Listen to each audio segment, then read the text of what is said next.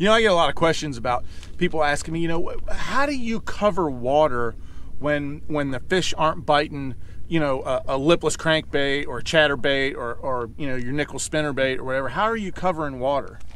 Well, it's pretty simple. Right here.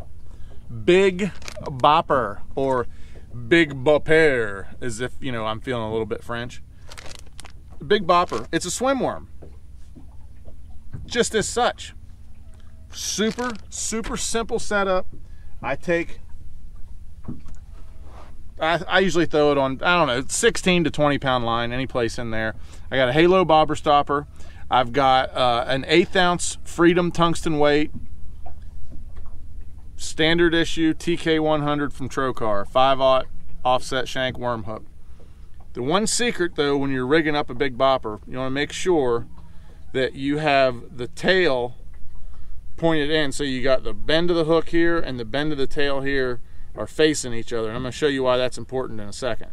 But just do the regular old rig, get in there about 1/4 of an inch, pop it out, slide it up over there. You want to make sure this lays pretty straight too, so I always kind of do the old trick where you lay it right there and you say, okay, that's where I want it to go in. Put it in there, you know, like I said, so it's nice and straight. But with the weight of that hook is going to keep it down. So if you have the tail down like this, that makes the bait keel better when you bring it through the water, because all you're doing is throwing it out and just reeling it back in. So with a presentation that's as simple as that, it really is. Just throw it out, let it sink down into the grass, and then just start reeling it so it's kind of ticking across the tops of the grass.